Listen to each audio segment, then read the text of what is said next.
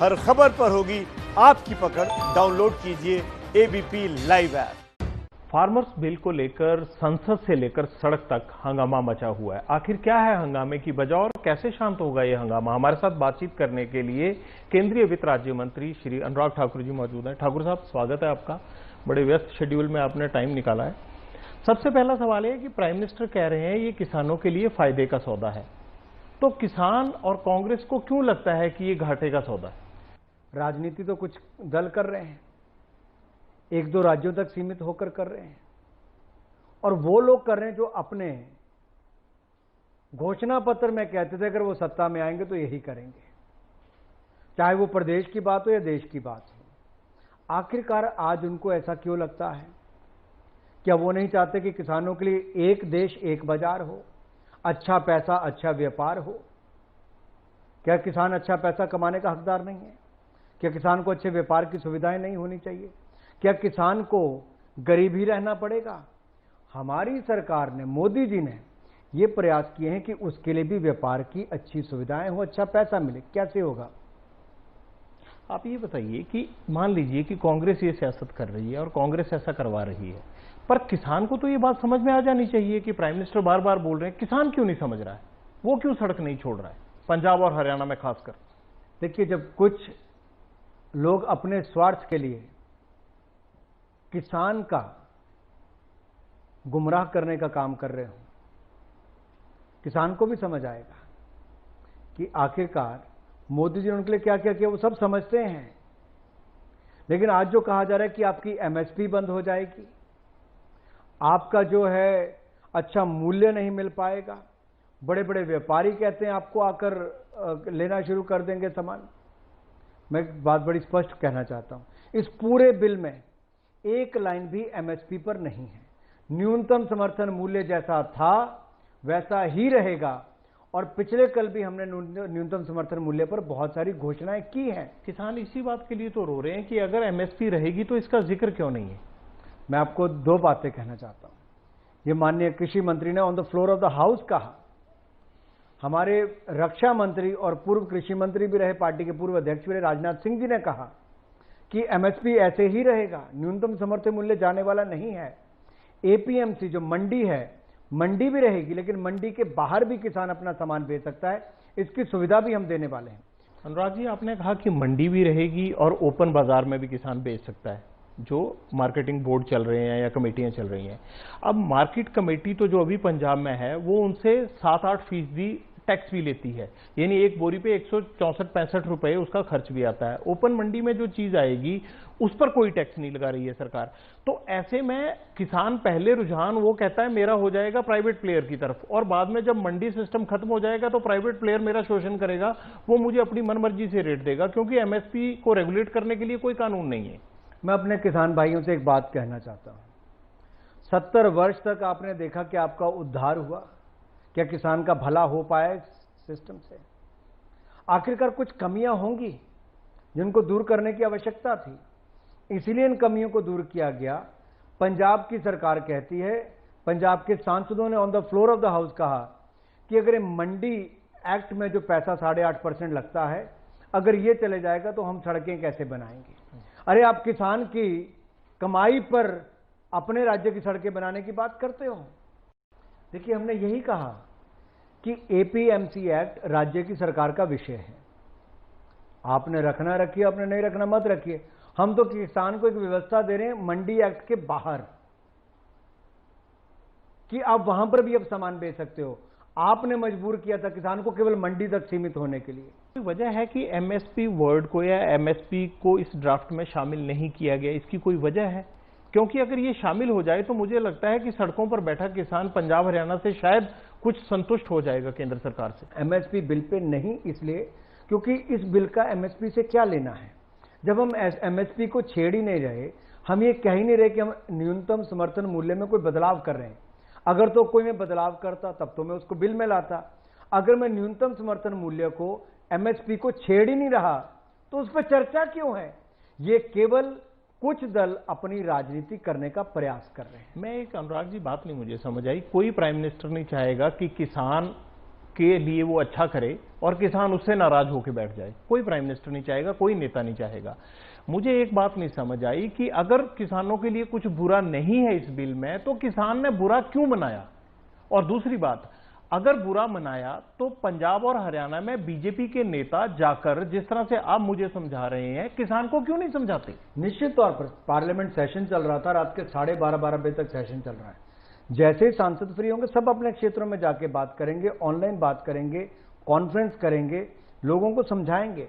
पंजाब में ये बड़ी स्ट्रांग एक धारणा बन गई है कि ये धीरे धीरे जो प्राइवेट प्लेयर आएंगे वो अपने हिसाब से खेती करवाएंगे और फिर अपनी ही जमीन पर पंजाब का किसान जो है वो गुलाम की तरह नौकरी करेगा, मजदूर की तरह नौकरी करेगा। मैं अपने देश के किसान भाइयों को एक बात प्रधानमंत्री जी की ओर से बड़ी स्पष्ट बताना चाहता हूं। जमीन का मालिक इस देश का किसान है, इस देश का किसान ही रहेगा। और मैं फिर कहता हूं, जमीन का मालिक देश का किसान है, किसान ही रहेगा। और किसान अन्नदाता है, वो अन्नदाता ही रहेगा। अब जब मैं यहां पर कहता हूं आपको कॉन्फिडेंस के साथ कि जब किसान केवल अपनी फसल का ही कॉन्ट्रैक्ट करेगा तो जमीन का मालिक और कोई कैसे बन जाएगा? और फसल में भी न्यूनतम रेट तो उसको पहले तय हो जाएगा कि मान लीजिए उसने रेट तय किया 100 रुपया और फसल की कीमत मार्केट में होगी 150 रुपया, तो जो उसके ऊपर का 50 रुपया उसका हिस्सा भी अब किसान को मिलेगा। हरियाणा में तो बीजेपी की सरकार है, जेजेपी की सरकार है, वहां क्यों गुमराह हो रहे हैं? वहां क्यों खट्टर साहब उनको कन्विंस नहीं कर पा रहे? मान लीजिए पंजाब पे मैं बाद में आता हूं, पंजाब में अमरिंदर सिंह पर जिस तरह से आरोप लगाया था स्मृति ईरानी ने, उन्होंने कहा कि वहां पर मशीनरी का इस्तेमाल हुआ, सरकारी मशीनरी का। तो जहां सरकार ही धरना कराने के लिए आगे बढ़ रही हो, ये कैसे पता चला कि जहां पर कांग्रेस की सरकार ही इसमें सम्मिलित होती है कि आप धरने प्रदर्शन कराने में पूरी सरकारी मशीनरी को ही लगा दो, आपके सांसद आकर बिल फाड़ना शुरू कर दें और किसानों को गुमराह करने का काम करते हो, तो आप किसानों के हित में नहीं हो। यानी कैप्टन गवर्नमेंट गुमराह कर रही है। कैप्टन गवर्नमेंट पूरी तरह से गुमराह कर रही है और कैप्टन साहब को तो एक उत्तर देना चाहिए और राहुल गांधी जी, सोनिया गांधी जी को उत्तर देना चाहिए कि आखिर अगर कांग्रेस ने अपने घोषणा पत्र में कहा था तो आज उससे मुकर क्यों रहे हैं? क्या उनमें दम नहीं था करने का? और मोदी जी में दम है तो कर दिया। अनुराग जी, ये तो इस समय भी विदेश घूम रहे थे, दोनों देश के अंदर नहीं थे।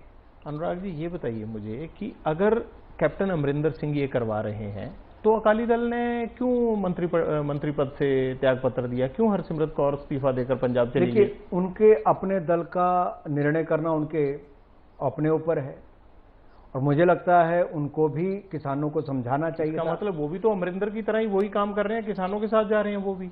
देखिए, बात यह है कि अगर आप बताने में और अपनी बात में सक्षम नहीं हो और नहीं बता पाए तो उसका खामियाजा दूसरों को नहीं भुगतना चाहिए। लेकिन अगर 70 साल से ज्यादा किसानों ने पिछले कानूनों पर, पिछले नियमों पर, पिछली व्यवस्था पर विश्वास किया, तो क्या मेरे देश के किसान भाई 2 वर्षों के लिए इस नई व्यवस्था पर विश्वास करके देखें, जहां पुरानी व्यवस्था भी रहेगी, नई भी रहेगी। पर अनुराग जी, पंजाब में जो बड़ा तबका है किसानी का, वो 5 एकड़, 4 एकड़, 8 एकड़, 10 एकड़ तक है, वो कोई 100 एकड़ वाला नहीं है। तो ऐसे में छोटे किसान को ये लगता है कि मैं अपनी 2-4 ट्रॉली बेचने कहां घूमता रहूंगा। टेक्नोलॉजी उस तक भी आएगी, खरीद उसके खेत तक की भी होगी। कल तक उसको अनदेखा होता था, अब टेक्नोलॉजी के माध्यम से उसको भी उसका लाभ मिलने वाला है। उसको फार्मिंग का लाभ मिलेगा, टेक्निक का लाभ मिलेगा, उसकी खरीद खेत से ही होनी शुरू हो जाएगी। ई नैम जो है, ई नेशनल एग्रीकल्चर मार्केट प्लेस, ये भी एक बहुत बड़ा अवसर है कि ब्लॉक लेवल पर, गांव के स्तर पर आप अपने कंप्यूटर से भी माल बेच पाओगे। आप देखिए, इतना बड़ा रेवोल्यूशन आने वाला है, इतनी बड़ा क्रांतिकारी। टेक्नोलॉजिकली इतना वहां का किसान कर पाएगा? बड़ा किसान तो कर लेगा, एक एक्सपर्ट भी रख लेगा, लेकिन छोटा किसान जिसके पास अभी स्मार्टफोन भी नहीं है, वो अपनी कैसे ई ऑक्शन से और कैसे ट्रेडिंग कर पाएगा सारी? इसके लिए राज्य की सरकारों के एग्रीकल्चर डेवलपमेंट ऑफिसर और उसके नीचे पूरी टीम होती है। दुर्भाग्य यह है कि इस पे काम ही नहीं करते जागरूक करने का। अब किसानों की नाराजगी मोदी सरकार कैसे दूर करेगी, ये भी हमें आप ही से जानना है। मैंने आपके चैनल के माध्यम से कर रहा हूं, मैं किसानों को ही एड्रेस कर रहा हूं। एबीपी न्यूज के माध्यम से पूरे देश के किसानों से आग्रह करता हूं, विशेष तौर पर पंजाब के किसानों से। मैं पंजाब में रहा हूं बहुत वर्ष, मैं बहुत नजदीकी से देखा है और मेरे से आज आप लिख कर ले लीजिए, किसानों की जिंदगी बदलने का और किसानों की जिंदगी में सुधार लाने का, किसानों की आय बढ़ाने का, किसानों की आय को दुगनी करने का अगर कोई सबसे बड़ा कारण बनेगा तो ये जो बिल हमने पास किए ये सबसे बड़े किसान हित और किसान के हितों के बिल हैं, ऐसा मैं आपको कहना। केंद्र सरकार का इंफ्रास्ट्रक्चर, केंद्र सरकार के कन्विंस करने की ताकत पंजाब सरकार से छोटी पड़ गई? देखिए, जब आपका पूरा एजेंडा प्रोपेगेंडा का हो और आपकी राज्य की सरकार कुछ ना कर पाई हो, आपको अगले साल चुनाव में जाना है, आपके पास उपलब्धियां तो है नहीं पंजाब की सरकार के पास, तो केवल एक इसको विषय बनाकर जा रहे हैं। लेकिन चुनावी मुद्दा है उनके लिए आपके हिसाब से? निश्चित तौर पर चुनावी मुद्दे के रूप में लेकर जा रहे हैं, लेकिन अपने चुनावी मुद्दे के रूप में किसान का गुमराह करने का काम, किसान को अच्छी कमाई से दूर रखने का काम जो कांग्रेस ही कर रहे हैं, ये बड़ा दुर्भाग्यपूर्ण है। लेकिन मुझे लगता है कभी किसान इनको माफ नहीं करेंगे। पंजाब पहले किसान सड़कों पे आया, फिर सियासतदान उनमें शामिल हुए, जो मैंने देखा। ऐसा नहीं हुआ कि सियासतदान पंजाब में किसान को पहले सड़क पे लाया हो। किसान जब सड़क पर आने लगे तो ऑब्वियसली सियासतदान को लगता है कि भाई पॉलिटिक्स इस साइड जा रही है तो वो उस साइड हो गए, जो मैंने देखा। अगर मान लीजिए आपकी ये पंजाब में बात मान लूं मैं, तो फिर मेरा सवाल वही है कि बीजेपी के नेता क्यों प्रदर्शनकारी किसानों तक, अभी तक एक भी नेता नहीं गया, जो आदमी स्टेट लीडरशिप है वो क्यों नहीं जाती उन तक? देखिए, क्यों नहीं समझाती जैसे आप मुझे समझा रहे हैं? किसानों ने आकर धन्यवाद भी तोमर जी का किया, मिठाई भी खिलाई, तोमर जी ने भी उनको खिलाई, किसान भी समझता है। लेकिन आपने कहा कि नेता पहले नहीं आया। जहां कांग्रेस की सरकार पंजाब में खुद ऑर्डर पास इनडायरेक्टली या इनफॉर्मली करने पर लगी है कि उनके अधिकारी कह रहे हैं पंचायत के प्रधानों से कि जाके धरने पर बैठो, तो नजर कहां से आएंगे नेता? वो तो इसी पे मैनेजमेंट पे ही लगे हुए हैं। बीजेपी वाले जाके उसको डिफ्यूज करें, बीजेपी की लीडरशिप भी है दोनों। निश्चित तौर पर मैं आपसे बिल्कुल सहमत हूं। हम जाएंगे भी, किसान भाइयों से बात भी करेंगे। हो सकता है आज पार्लियामेंट सेशन अडजॉर्न हो जाए, साइनेडाई और सारी ये जो हमने उपलब्धियां हैं इनको लेकर जनता के बीच में जाएंगे। स्टेट लीडरशिप तो फ्री है, वो तो जा ही सकती है, मंत्री जा सकते हैं, बिल्कुल हरियाणा के मंत्री जा सकते हैं, बिल्कुल सारे के सारे जाएंगे।